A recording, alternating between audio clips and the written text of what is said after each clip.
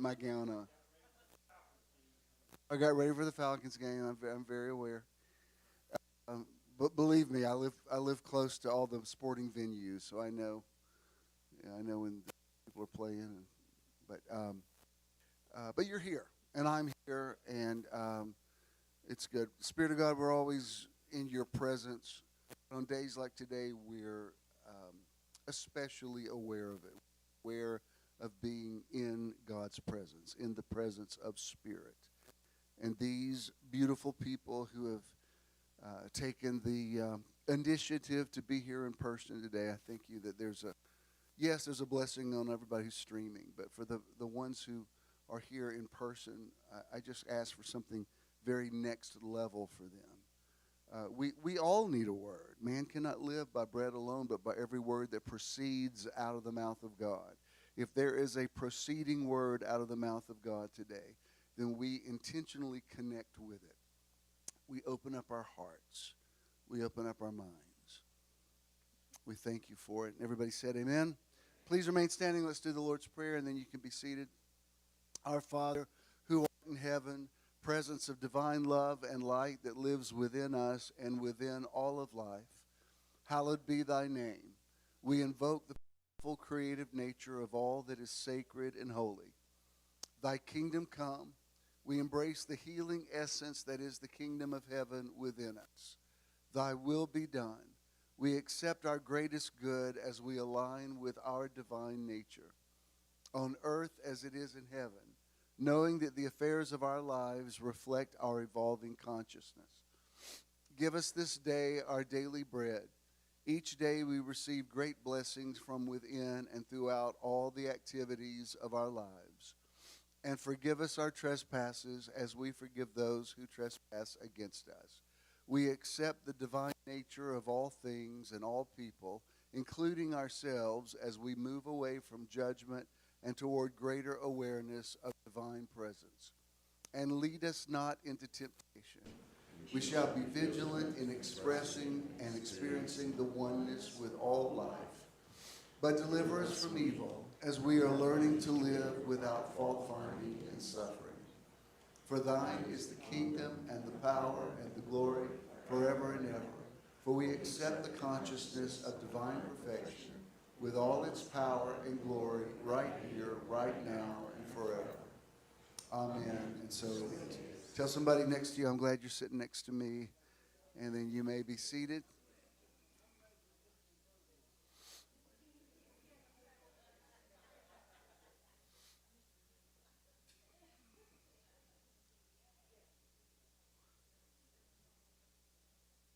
Did you just bring the lights down for meditation, or am I losing my vision?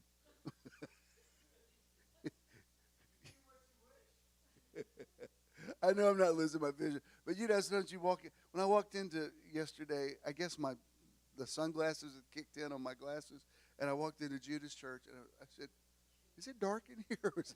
I just need to know: do I need to go to the emergency room, or is it just me?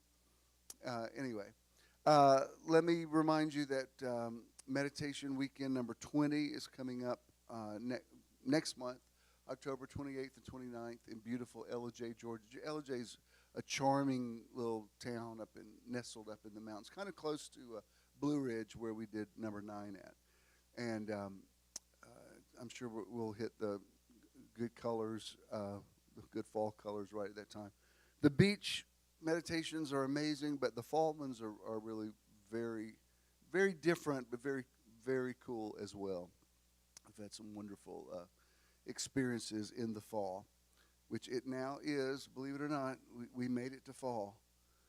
And I actually bought, where I live, actually bought 20 years ago. I've lived there since 2011. And I'm supposed to get a new air conditioner, which, it's like it's time. And, it's like $11,000. And I'm like, I got a lot of bills I'm paying. Every time I turn the air down, I'm like, come on, just give me one more summer, Jesus, come on. And I'm like, whew, we made it to September. I may be okay for another year. I mean, it's held together with, it should have been replaced 2 or 3 years ago. and Ken did something to it that he's on call this week, but it extended the life of it. But it so needs to be replaced. I don't know, whatever the new Freon is, you can't even get that Freon anymore. Like the last time I had a guy come, he had to meet a guy in little 5 points and know a password, and I'm not sure, buy it on the black market. I'm not sure it's legal. It's like they had to smuggle it in, and I'm like, come on, man, you can find me some. Find me some of that old stuff, some of that OG Freon. Come on, man. And they found it, got me through another summer, Jesus. And I'm like, okay, just if you could just give me a few more months.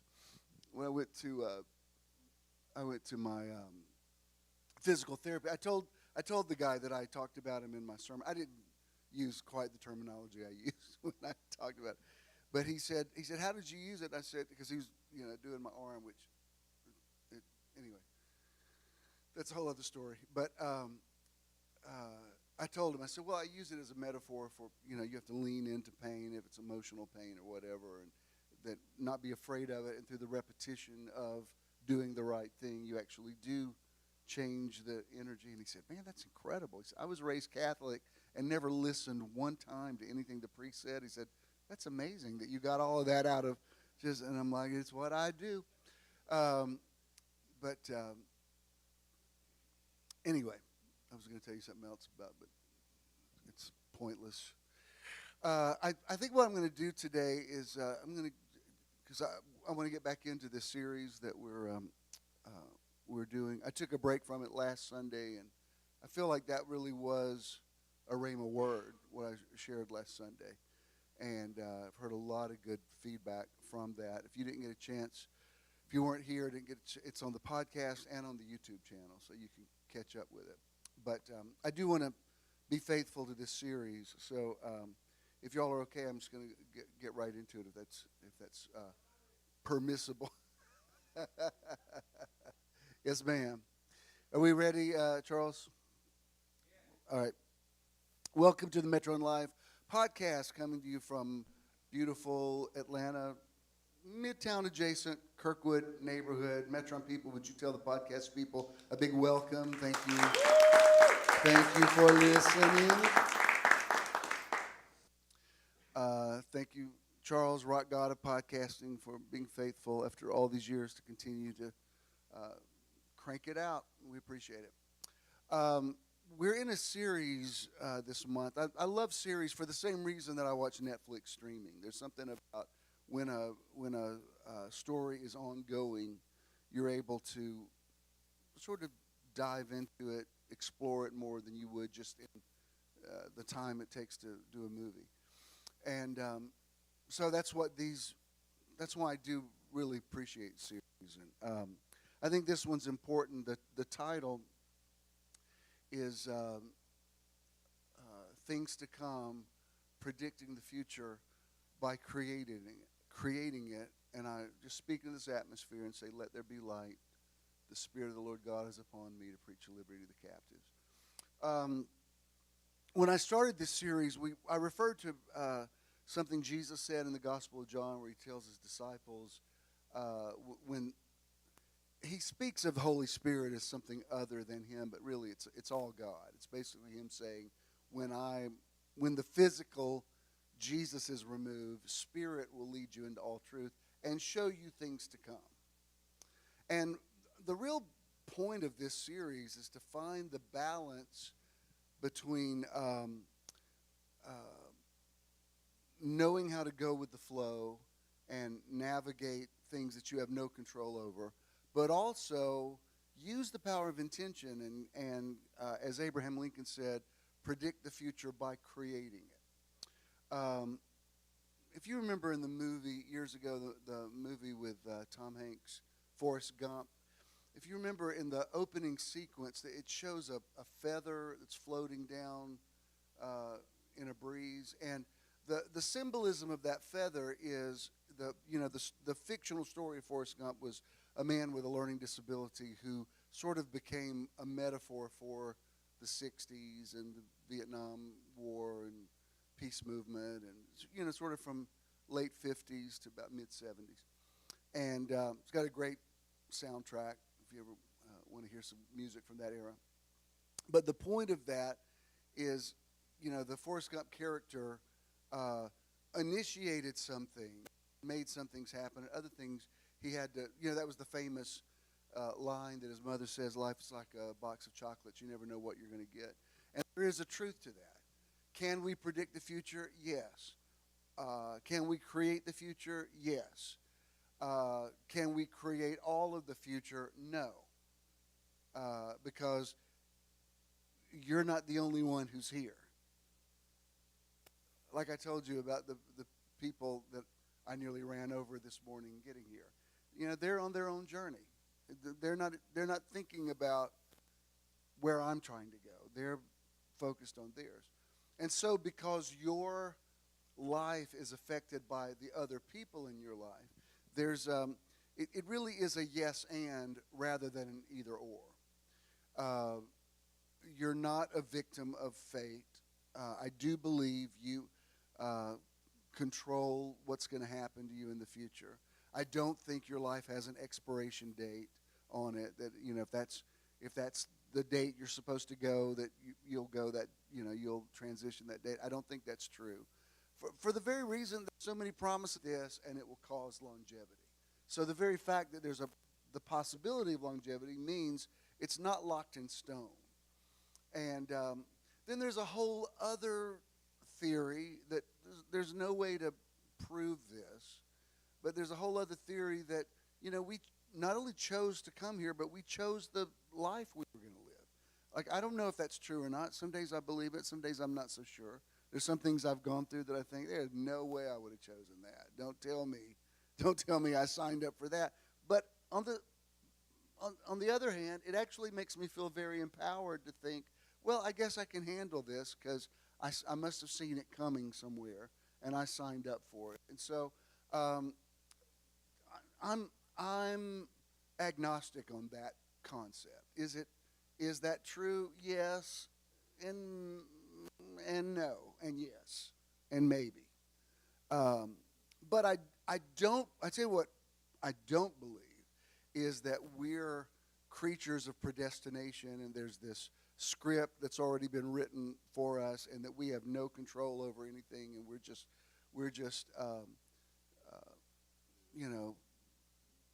acting out the lines that have been written for us. That seems very depressing to me.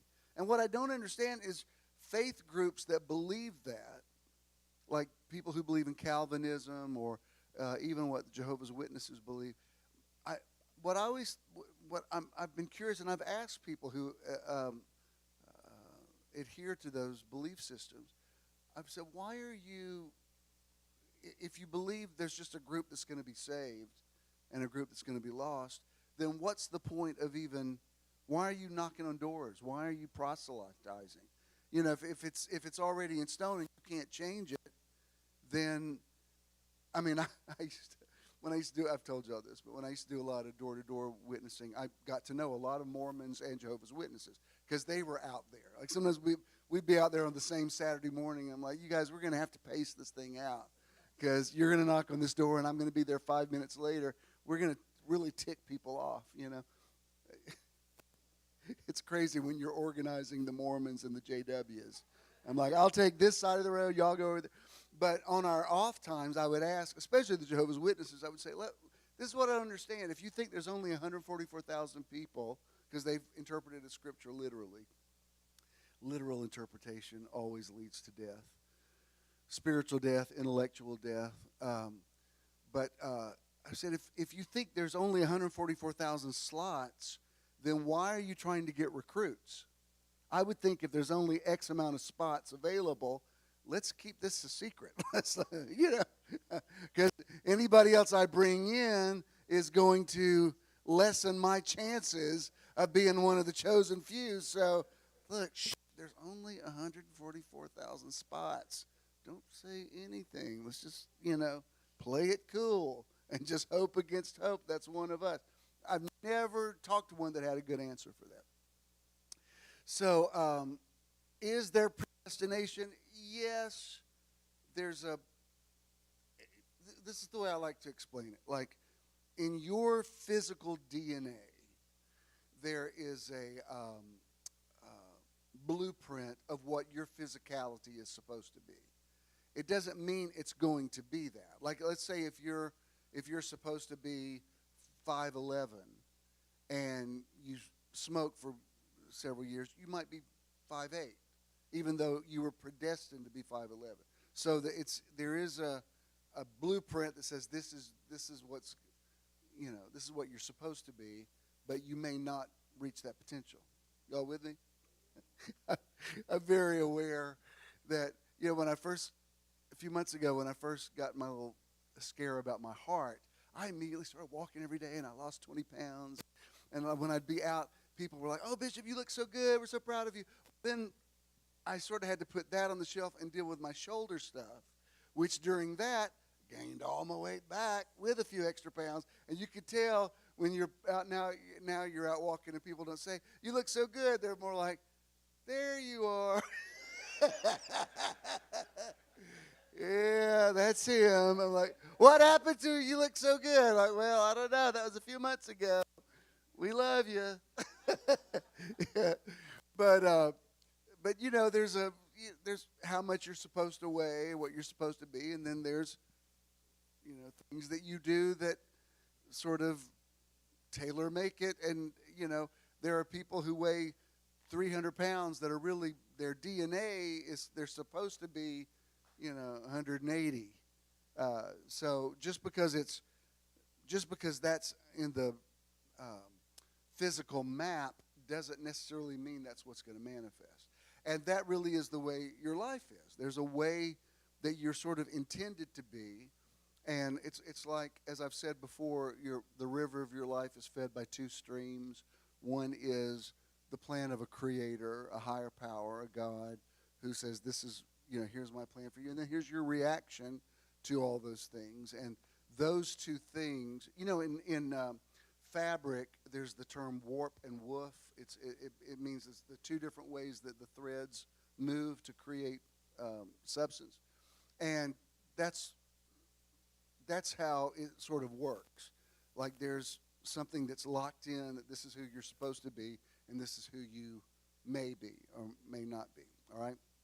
So, having established that, let me show you this scripture. I taught on this before, but the original meaning is so different from the way people who use English translations interpret this verse. This is verse 29 through 31 in the Amplified Classic. "And yet to abound. Even youth wait for the Lord, who expect, look for, and hope in him, shall eagles mount up to the sun. They shall run and not be weary. Eagles, they'll run and not be weary, walk and not faint." What's that got to do with predicting the future? Well, this word that gets translated wait is not at all a waiting room for the doctor. You just, you're waiting for something to happen. You've put it out there. You're waiting for God to answer. You're waiting for the response. You're waiting for the miracle. You're waiting for God to do something. So when I used to hear this taught a lot, it was always about being patient, wait on the Lord, and then you'll mount it with wings. And it seems counterintuitive because it's talking about activity. It's talking about flying. It's talking about running and not being weary. So the implication would be waiting isn't necessarily going to make you stronger. Being patient has its place. But when you look at the original word, y'all know the Bible wasn't written in English. I keep seeing this meme that says there were no white people in the Bible. There actually were some white people in the Bible, but I understand your point.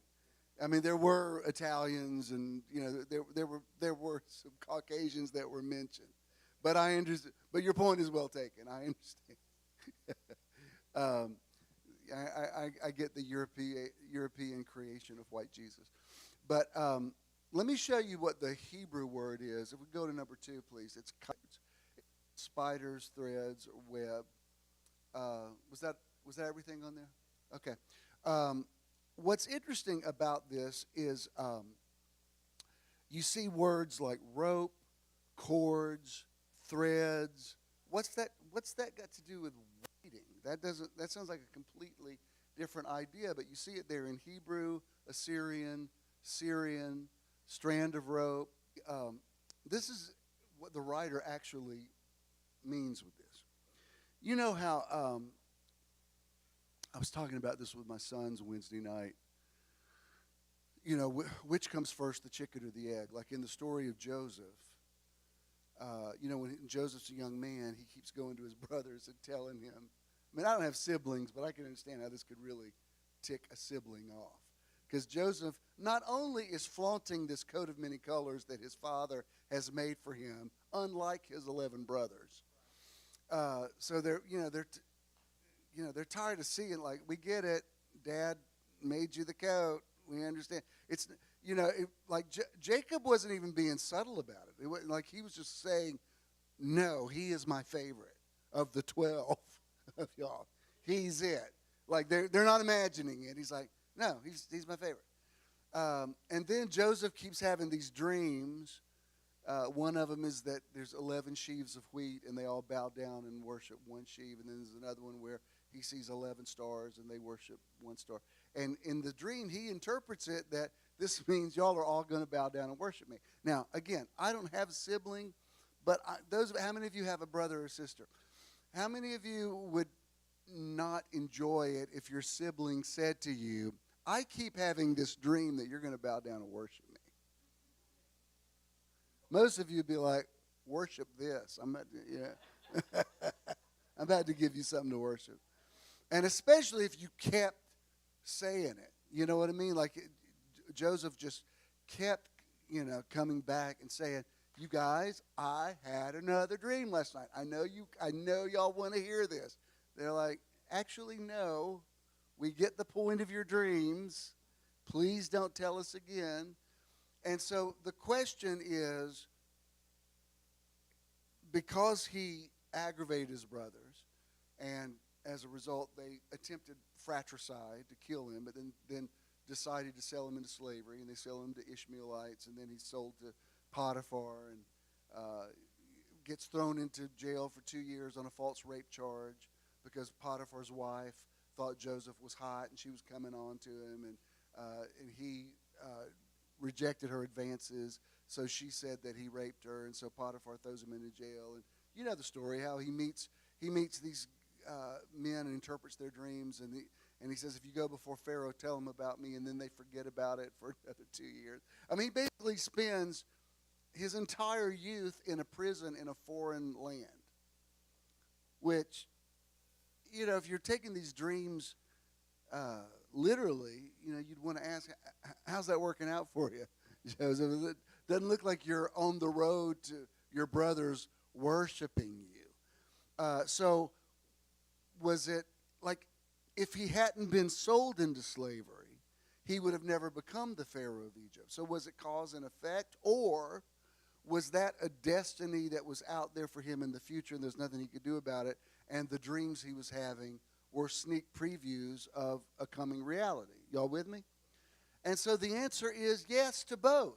It's parallel universes. It's like, yes, I'm making it happen, but also something's out there in the future that is calling me toward that. Now, this is where the thing with the rope comes in, because the implication is that this is what it means. There's something out in the future that is sending like a thread or a cord out to where you are, and perceived to be the present, and you're sending out this cord to the future. Here's your intentions, your prayers, your visions, your ideas. And so those two threads, cords, whatever, are meeting one another, and means is you're creating a rope by which you can lasso the future and call it to yourself. But at the same time, the future is sending a rope and calling you out there, happening faster than it should. It's because the rope is being created. And there's nearly like, you ever just had a few days where you were just like really gung-ho with your vision and you got being proactive.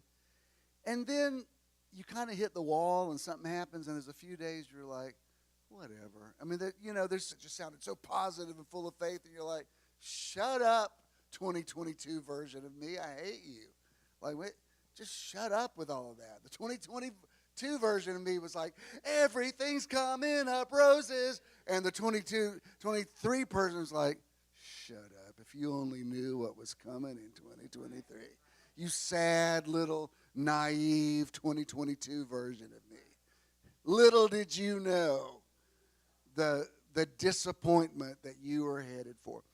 And that's why you see the word tension there, because it's like that's what you're feeling. It's like a tug of war with your future. There's some days where you got it. You're like, yes, I'm going from glory to glory. My ladder's going to be greater than my former. And you've got, there's no slack in the rope. And then something happens, you have a setback or something, and it just feels like it's never going to happen. And there's a slack in the tension. And so, does that make sense? It's like it's pulling you, you're pulling it, and there's some days it's just like with when you were a kid and played tug of war, you could pull and pull and pull, and then you have to be like, whew, it's too much. There's scripture that it's in Psalms that talks about Joseph. And it says that, like in the Hebrew, it says he was, tortured's not the word. It's, there's another word, but it was saying that his feet were in fetters because he was in a prison, but the word of the Lord had his soul in fetters. Meaning, his present reality was so contrary to what he had prophesied that he didn't even want to talk about it anymore. It's like, I don't want to hear about my glorious future, because right now I just like to be able to get out of prison. I don't even care if my brothers worship me or not. And I'm saying that, let he or she who has an ear hear. If you're having some downtime with your vision, it's okay. Like, allow yourself to rest, because at a certain point the line will pick up again and it'll start pulling you toward the future again. Thank you. And I think that's important, because sometimes you think, oh, well, I guess I've blown it. I've given up on everything. No, there's just some slack in the rope. But you have not severed the tie. The future is still out there. The future is still pulling you toward it. And there's ethical dilemmas you have with your future. If were I to live long enough to see all of the prophecies over my life fulfilled, I mean, it would be pretty extraordinary. In reality, I'm like, okay, well, I'm 65, so if all these things are going to happen, something should be kicking in more than it is. And as soon as I had that, I think maybe you don't want that. Like, maybe you, like, all the things that people have prophesied over you was them projecting onto you what their vision was, what they thought you should be. Maybe this is what it's supposed to be. I remember Avery and I used to have, before the pandemic, we used to have lunch every Wednesday. That was our staff meeting. We'd check out all the, make sure all the bills were paid and everything. Because she's worked for me, as a ministry all these years. And, the first few years I kept saying, once the ministry really grows and kicks in, the first thing we're going to do is we're going to start paying you. And then I remember one day I said, Avery, I need to give you a heads up. This may be all it's going to be. I wish I could tell you, this may be, I'm trying to give you an off-ramp. This may be as good as it gets. To which she, of course she said, look, I'm called to you. It's like, for me, it's not a job. But sometimes, like I remember, when my last book came out, I can't tell you how many people wrote to me and said, this is going to be on the New York Times bestseller list. Well, I mean, it did well, but it wasn't on the New York Times bestseller list. And I feel like some of those people left me because they were like, you're disappointing me. You're not doing it right. You're supposed to be nationally known. Oprah hasn't called you yet. And I'm like, I'm sorry. I'm so sorry I'm disappointing you that I'm not fitting your agenda for my life. But you have no idea the stuff I've been dealing with behind the scenes. The fact that today, I came, I don't usually drive down Ponce to come here, but today I drove down Ponce and passed the church where I preached my first sermon 52 years ago. And I looked, and there's cars parked out there, and there's a guy, it's a different church now in that building. And I thought, here I am at this age still driving to speak to somebody on a Sunday morning. I looked at that building and thought, I have been doing this my whole life. And just for a minute, I think it's why I nearly hit that biker. Because just for a minute, I was like, good Lord, That's a lot of talk. When somebody says, you repeat your stories, I'm like, you try preaching several times a week for over half a century. Let's see how creative you get with your stories. Actually, nobody says that to me, but that's my alter ego. That's devil's advocate. But the point is, when people have these high hopes for you, sometimes you really want to avoid them because you think, I don't know that I can be everything that you want me to be. I heard Barbara Streisand say this in an interview. She said, because a lot of people have said that she's difficult. She couldn't be difficult because everybody that works for her manager has been her manager for like 60-something years. Like everybody in her small group of, her bookkeeper, they've all been with her since the early 60s. This whole thing about her being this diva that's impossible to please, it's just not true because she clearly has these long-term relationships. But in an interview, she said, I'm uncomfortable meeting people sometimes because I think they have this expectation of me because they've seen me, in a movie that's been directed and edited, or they've seen me on stage where there's lighting and good sound. And, I just feel like I can't possibly live up to what you have in your head. I'm just like a little 83-year-old Jewish woman, and you have a picture in your head of what you want me to be. And I just think, let me see you from afar, because when I just talk to you and ask you, do you know where the restroom is? That's going to be very, did I lose y'all? It's going to be very disappointing.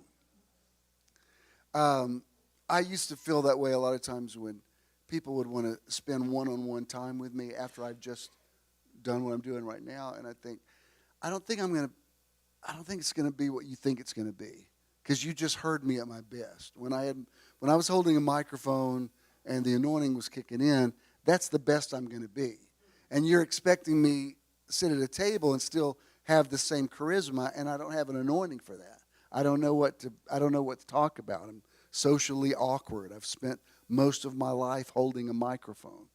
Like if you want to talk to me and you see I'm glazing over, go to Charles and find a mic and hand it to me and stand back a few feet and it'll kick in.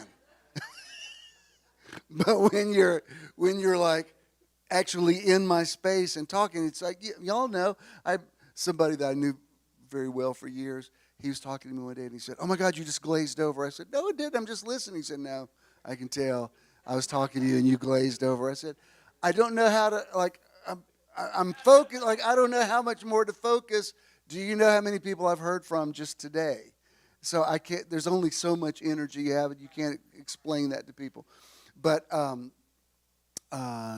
have no idea how I got into all of that.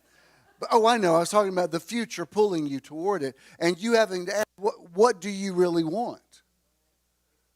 Like, to me, honestly, I am not against success, but I also know success has a certain amount of a downside to it that I have frankly have ambivalent feelings about. I remember, I'm in no way equating myself to some, super well-known celebrity that, can't go out in public. But I remember years ago when we used to be on Christian TV, we had a pretty well-known program. It was on the Word Network, and we were in between Rod Parsley and Benny Hinn, which that was a very strange hammock. One of these things is not like the other. But they had very large audiences. And I remember there was a period of time where you couldn't go out to eat without at least somebody walking up to the table. And, for 9 years, Debbie and I hosted the local TBN, so we were kind of, seen a lot. And, you'd be sitting in a restaurant, and you could see in your peripheral vision, people would be like, that's them. And in a minute, somebody would come to the table, and it was fine. It wasn't like they were mobbing us. But, it was enough attention where you had to stop and have this conversation with somebody that I remember. And, people would follow. I don't want to get too TMI. They'd follow you in the bathroom, and you're doing your thing, and they're still trying to talk to you like, man, I just want to come in here and shake your hand because we watch you every week. I'm like, well, I can't shake your hand right this second, but if you'll go outside and wait, I'll be happy to come out in a minute. This is a little awkward that you're standing here talking to me while I'm like, I really don't like you like that. If you could just kind of back up. But my point is, I used to think, good God, if it's just on my level that intrusive, what in the world do bona fide celebrities go through?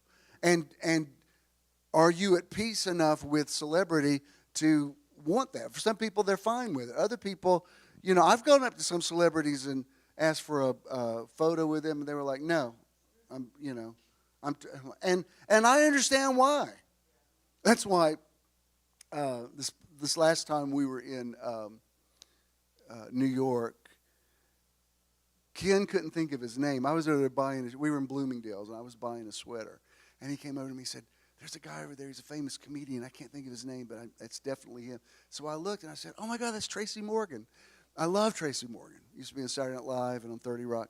And but I didn't want to run right over to him because he's there with his wife and his daughter. And so from very far away, he looked, and he could tell we were both staring at him. And I went, and he did that, and I said,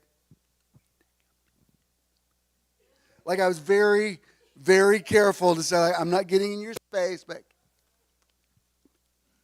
those of you who listen to the podcast, I'm mouthing, can we take a picture? And he did. It was super nice. He took a picture with both of us and introduced us to his family, whatever. But I also wanted to be very aware that probably several people today have already recognized him, and they're just trying to, they just may be in here trying to buy underwear. So with all success comes extra responsibility. And people have to figure out their own way to deal with it. But the point is sometimes what you think you want maybe really not what you really want. You think about some of the things you've wanted in your life that you didn't get, and later after you got some perspective, you're like, thank God that prayer wasn't answered. Because now that it turns out that's not what I wanted. Sometimes you got to really connect with, what does Spirit want? What is the right thing? Where's the green light?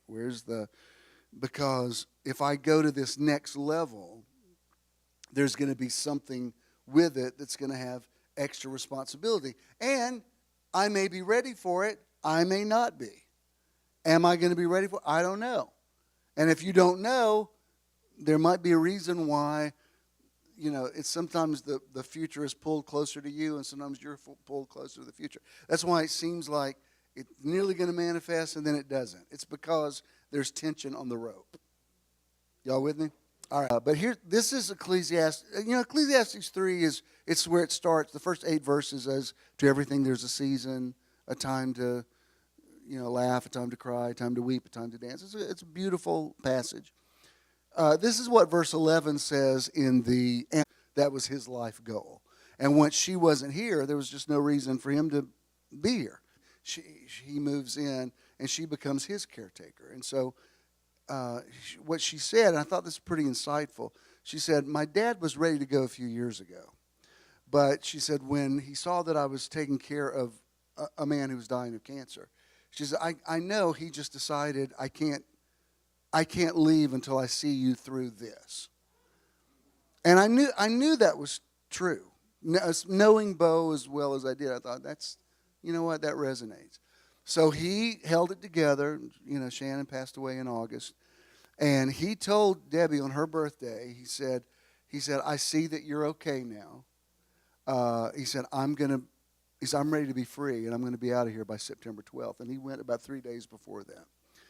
And I thought, yeah, that makes sense. And his funeral, it didn't feel sad because I thought, well, he's mission accomplished. You know what I mean? Like he did what he wanted to do, and he went in his time and said, I'm going to go at such time. I thought, that's pretty cool. So I thought, you know, everything's beautiful in its time. If you've ever lost a loved one who's really suffering, you're brokenhearted that they're gone, but you're so relieved they're not suffering anymore. Like when you see they're not going to get better from this, you know, you just want to let them go and say, of course I don't want to lose you.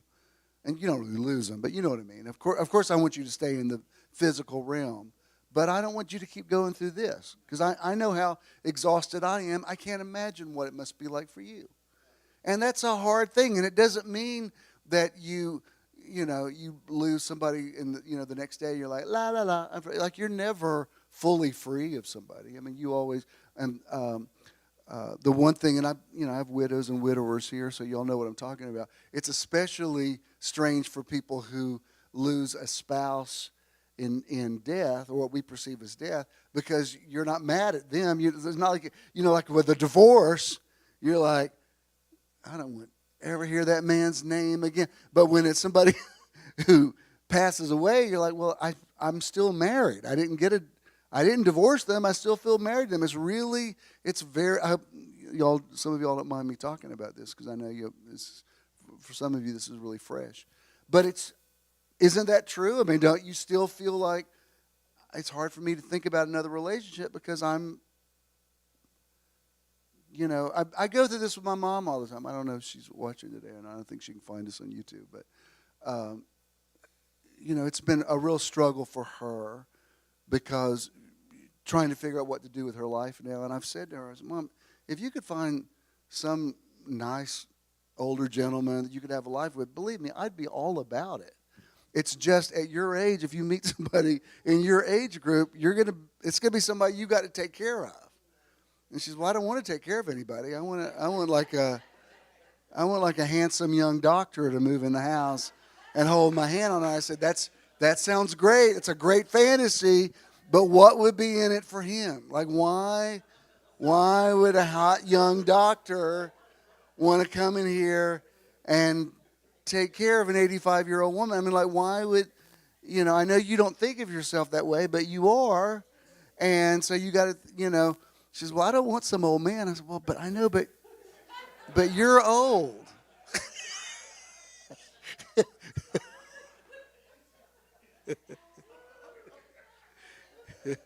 That's why I know I'm being way too real today, but there's some reality checks you have as you get older. I was thinking about this the other day because when I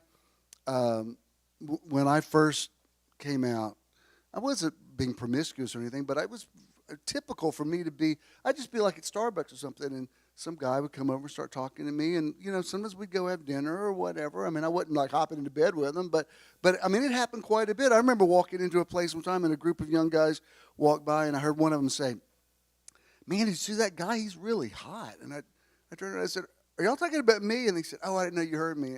Sorry." I said, "No, thank you. That totally made my day. I appreciate it." But now that was 13 years ago. I mean, I don't think I look that different, But now, and maybe I was just sending out a different vibe before I met Ken, but that doesn't happen now. I mean, I can tell you, now at Starbucks, I see somebody, I'm like, what's up? They just get, that's that reality check where you're like, well, I had my little season where I was all that. Now I'm just like, better be happy that somebody wants to still live with me. Because I remember there was just, I know this is way TMI, but there was a little bit of a season where I thought, you know what? I guess I'm all that. Now I'm like, were you looking at me? Like, no, I was trying to wave to the person. Oh, okay. I don't have to worry about cheating, because I'm like, no, I don't think that option is available. So,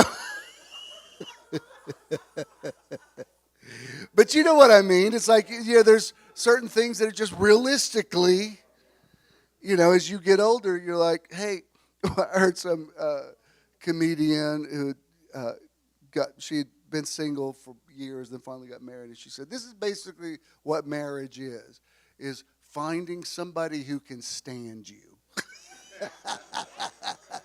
She said, I know that doesn't sound really romantic, but it's basically, at the end of the day, somebody who finally knows all of your stuff after you finally unpack the crazy, and they've seen, they've seen, like, this is as good as it's going to get, and they're like, okay, I'll stay. And you're like, okay.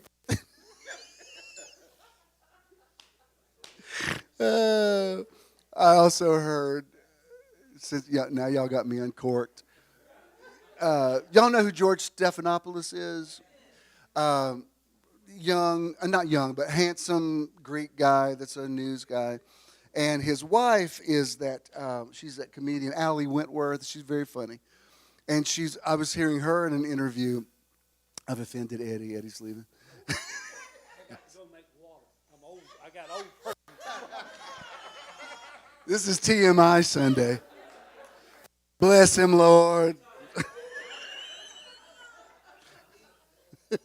We didn't need to know all that. But anyway, she was saying that, he gets up every morning and works out, and he's in incredible shape, and he keeps making on these lists of the 100 most beautiful people, whatever. And I'm never on that list. Every time I see he's on the list, I'm like, I got to bring my A game. And she says, one day I was laying in bed, and I really didn't have clothes on, and she said, I was just looking at myself, and he was up exercising, and she looked, and she said, I'm sorry. I'm sorry for this. And she said, he just stared at me for a second and said, it's all right.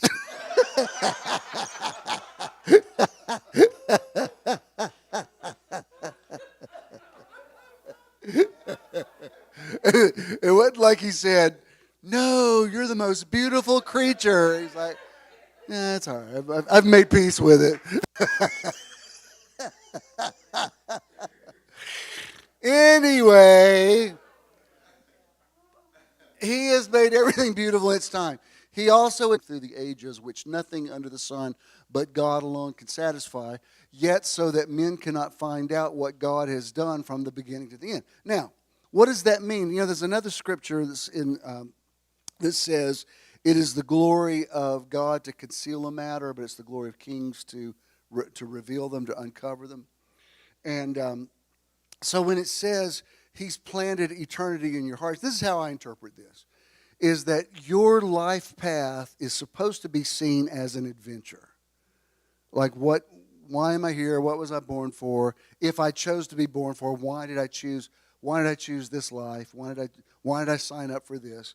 And the same way that like a detective would look for clues, you start looking for signposts along the way to show you this is your destiny. This is how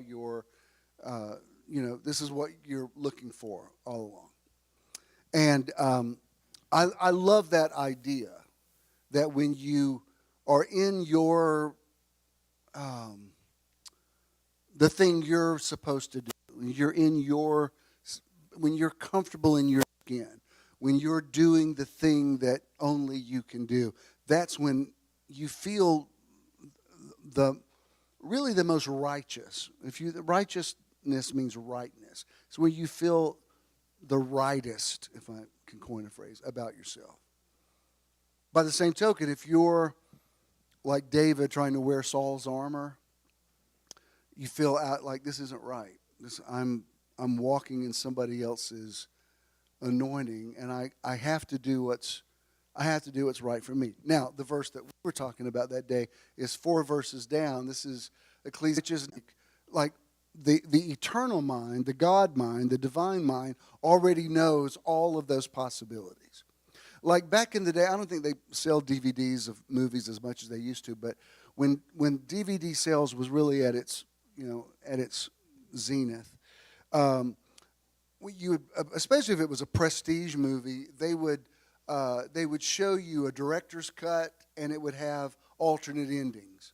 It's like, this is the way the movie ended, but here's also the way, this is the way they originally shot it and decided to change, so that you could see, oh wow, that's very different how that turned out. Sometimes when you read a novel that's made into a movie, you think, wow, they really took some license with that movie.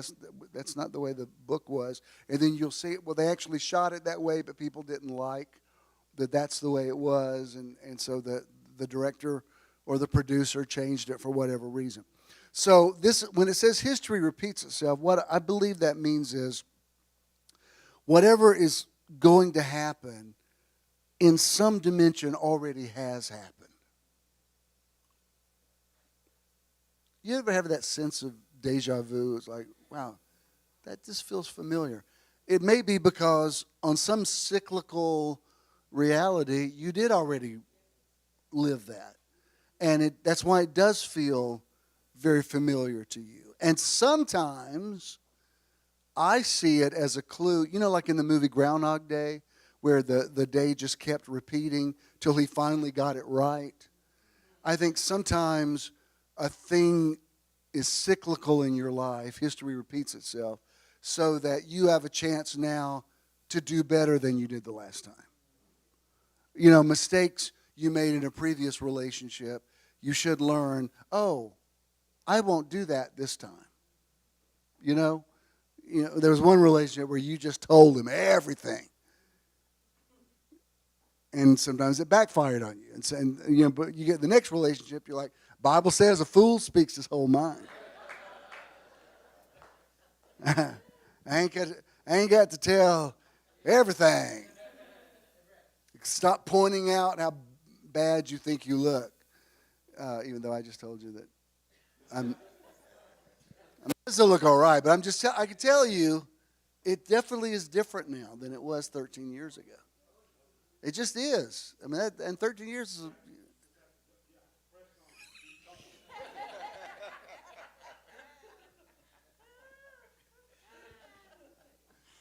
Anywho.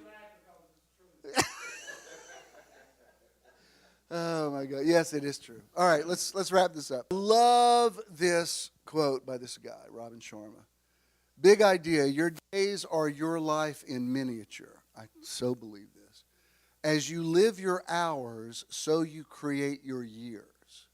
As you live your days, so you craft your life. What you do today is actually creating your future. The words you speak, the thoughts you think, the food you eat, and the actions you take are giant consequences over time. There's no such thing as an unimportant day. If I didn't tell you anything else today, that was worth you driving here for, because what he's saying is every day of your life is a day in microcosm. Even the fact that you woke up this morning is a symbol that weeping may endure for the night, but joy comes in the morning. You know what I mean? That, like, in a sense, you could say that every night when you go to sleep, it's like a death, and every morning when you wake up, it's a resurrection. And it's a new day with a new possibility.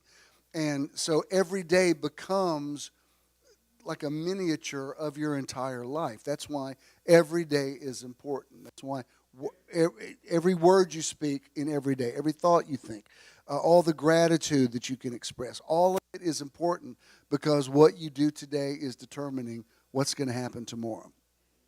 And then let's wrap this up. 2 more quotes. Responsibility of consciously creating the future they want. Let me tell you something. If you are going to create the life you want, you also have to know that you're going to have to, like, curating something means that you throw away things that you don't want. And, like, for instance, if you believe that you're, like, I've had to come to terms with this myself. Like, if my message is considered by some religious people to be provocative, then that's a choice that I've made. I forfeit the right to complain about it when fundamentalists don't get it. Do you understand? Because, like, in a sense, I'm asking for it. You know, if I get up and say, hell's not real, well, people that really build their theology on the concept of heaven and hell, of course that's going to be problematic for them. So if you're going to set yourself up as a provoker, which is what provocative means, then you can't be upset that people get provoked. Of course they think that. I thought of it yesterday as I passed by the where Church of the Now used to be. Right now, we had to put so many trees on that property, and they've gotten bigger. So in the summertime, you nearly can't see it from I-20. And I remember one day, it was right in the middle of just getting so much flack from other ministers in town. I mean, they're just impossible to get along with. And one day I was riding by the property. I looked at it and I thought, you know, it really does look like, for people that think a church is something with a steeple, it's like I kind of saw it through their eyes, and I thought, no wonder this disorients people who have no idea where I'm coming from. And this is long before I told them the whole story. I thought, if y'all are provoked now, wait till that other shoe drops. That's going to really mess with your head. But it's like, it kind of gave me a sense of compassion for them. Like, I thought, well, of course they would see me that way. Of course I get it. And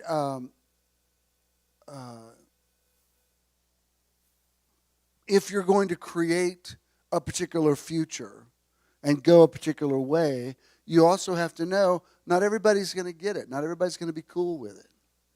Not everybody's going to be on the same page with you. That's why you have to, you know, I have a tendency to not use the phrase find your tribe that much, because I think there's, frankly, too much tribalism in our world right now. Having said that, I do think you have to find the people that kind of flow with you and get you and understand you and reflect your values, so that you have, you know, confirmation. In the mouth of two or three witnesses, every word's established. And then finally, but in ourselves. And it's a very simple concept, but I would go so far as to say it's not even in God's hands. It's, you know, it's in your hands. Like, let us make people in our image and let them have dominion. Let them have dominion over their own destiny. You do have the power of choice. I mean, even for people that believe in, you know, fundamental ideas of Christianity, heaven versus hell, whatever, even that involves choice in your decision, however you're going to respond to the gospel. So I just want to keep this in front of us all this month to say you can't just totally put it in neutral and say whatever's going to happen is going to happen, because you got to do stuff for stuff to happen. I mean, you have to pay bills. You have to, you know, there's things you have to do. So if you just say, I'm not going to do anything, if it's the Lord's will, it's going to happen. Well, that's not a good idea. If it's the Lord's will, money will come in. I'm going to prophesy to you. Money's not coming. There's something you have to do to activate. There's stimulus that has to happen for other things to happen. Everything is cause and effect. So if you just say, I'm just going to go with the flow, and whatever's going to happen is going to happen, I wouldn't say that. I don't think that's a good way to run your life. That being said, micromanaging everything and constantly setting yourself up for a series of disappointments, I think, is the polar opposite of that, and both polarities are dangerous. I mean, you got to have some, for lack of a better term, wiggle room in your vision of things to say, this is basically how I want it to be, but if there's some revisions to it, that's fine too. And if you're a real visionary, that can be a downside. You have visualized a thing is supposed to go a certain way, and sometimes it just doesn't. And so you've got to learn to be cool with that and not let it make you just throw in the towel and say, well, I clearly have no control over everything. Yes, you have control. Honestly, you have control over most of it. And, on days like today, we all need that spiritual vitamin B12 shot, because it's easy to say, I've already been doing this for a long time. I'm not sure how much control I have over everything. Yeah, you definitely do. Don't ever think that you're not in the driver's seat, because you are. Regardless of what a doctor says, regardless of what you think's going on in your finances, whatever's going on in your relationships, if you still have some time that you want to live, you have to stay in the driver's seat. I mean, you just have to. And you have to keep, if you don't, how it's amazing to me how it happens, but have you ever seen like a house on your block that's uninhabited for a while, like it's on the market for a long time? It's crazy how fast a beautiful home will just start deteriorating without somebody living in it. You don't realize when you're in the house how much you're doing just regular maintenance, just keeping a house alive. And when you see people move out of it and it stays vacant for a while, the house starts dying. It starts falling apart. And that's the way your life is. If you just say, I'm just not going to try to make stuff happen anymore. I'm not going to have any more goals or dreams or visions. Then the house is going to start dying. You have to, even if the mortgage, let me take this metaphor further. The mortgage is paid, whatever, you still got to keep it painted. And, if the shutters blow off during a storm, you got to put them back on. And you can't just say, this is my house, it is what it is. No, it is what you will make it. And that is a continual symbol of the way your life is. And I have met people, I meet a lot of people even in my age group that I can tell they've vacated the premises. Like they're not home anymore. And that's why, if you have people in your life to live for and connect with, that's very important. Or to have a goal, or to have friendships, or to have people who make you want to stay in the game, because if you're going to be here, you might as well be here. There's nothing worse than being stuck in one dimension where you think, I don't even want to be here anymore. You can't live that way. That's not the way life is. And that's not the way the people who love you, who have gone on, would want you to live. There is still life. And I believe that up until the last moment. When somebody says to me, how long do you believe for a miracle with somebody? Like, until they take their last breath, you got to hope against hope. If they want to live. Sometimes they don't want to. And you have to honor that request. And then if that doesn't happen the way you wanted, you still have to take inventory of your life and say, all right, what is my life now? And is there still value to it? And the thing is, it's an amazing thing that you got here. I know y'all are all adults and you know the facts of life, but at conception, there are millions of sperm cells that are released. And it's weird if you've ever seen it under a microscope. They have like little personalities. They're like fighting with one another. They literally fight to penetrate the egg. And millions of them die. When you read the actual statistics, it's a trip that anybody got born. Somebody must be getting busy all the time. The fact that so many people are still born, because it completely defies the odds. Oh, is this too adult for y'all? You're like, ooh, clutch the pearls. I was talking about sex. Y'all know where babies come from. But the fact, if you've ever read about the sheer fact that there was you might not have ever known who your daddy was, but there was a sperm cell that had your DNA, tattooed on it, or however you want to say it, and it made it, and that your bio mom went the distance and gave you birth. And then you think, the very fact that you got born means you came in a champion. You beat all the odds. And then you think about all the crazy stuff you did as a child. How many cars you ran out in front of, and roofs you jumped off of, and crazy stuff that you think. Well, you heard in Wellington's. Good God, Wellington. I think he's making half of that up. He's like, and then when I was 7, a car ran over me, and then when I was 8, a steamroller backed over me, and then an alligator ate me when I was 12, and I'm still here. I'm like, wow, Wellington, I don't know. I love you and all, but that sounds pretty amazing. But the fact that, of course, I believe it. But you think about how many things you survived as a child, some of which your parents don't know anything about. Stuff that, like, dear God, there's stupid stuff that kids do that parents never know about, and having knife fights with each other and all kind of stuff. And the fact that you made it this far means there is something incumbent upon you to be a good steward of that, because it would really just be disappointing to have survived as much as you've survived and then just vacate the premises now. As long as you are here, as long as your heart is beating, as long as you are still living, you should live, you should want to live, you should want every day to be important, and, take this thing as far as you can. Live to the fullest, and make a difference, and leave a legacy, and all that kind of stuff. So I'm going to put a comma there. And we'll finish it up next week. Joe, anything out of this? Let's all stand, please.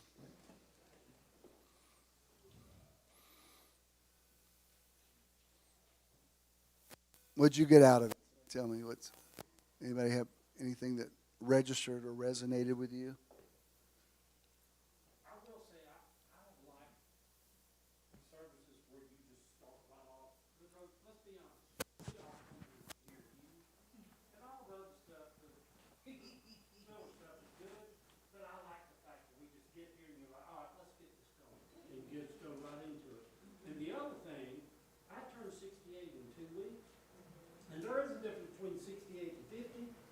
So most of y'all know, a year ago, I grew my hair all out, rolled my thing, and I got pictures of me when I was a hippie, when I was young. And I thought, well, I'm working this long hair. Honest to God, I was at a BP and a guy walked up and handed me $1. And I'm like, oh God, he thinks I'm homeless. I took the $1.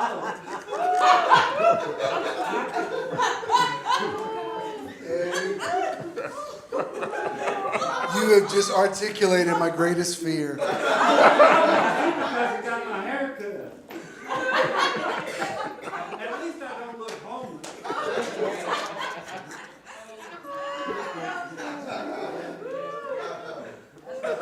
Oh my God. Very good, Eddie. That is the funniest thing I've ever heard. And my worst nightmare. Oh, jeez. All right, nobody can top that one. On that note, let's play the outro, please, and I'll speak a blessing. Contributing to Metron is quick. Quick and easy. You can give anytime using any smartphone. Anytime. Text the amount you'd like to donate to 404 And then double 620 5044. You will then receive a notification that you successfully completed your donation. You may also visit bishopthenow.com and click the support tab to give there as well. When you contribute to Metron, you're also donating to the charity or organization of the month. Thank you for your investment into Metron. If you have a check, just make it the JESM and give it to somebody over there. They'll take it. If you have cash, pay it forward. Give it to Eddie.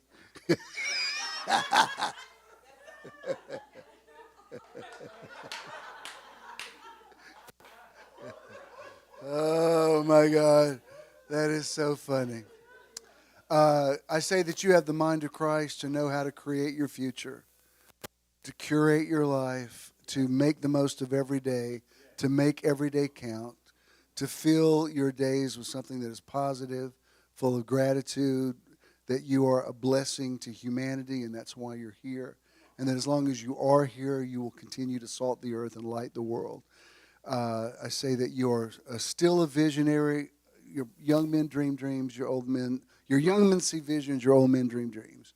And that whatever you are in that spectrum, that you continue to have visions and dreams, that there is still more potential inside of you, and that you speak that into existence. And you wake up tomorrow saying, this is the day the Lord has enabled me to make. I will rejoice and be glad in it. God bless you. Go in peace. Thanks for being here. Amen.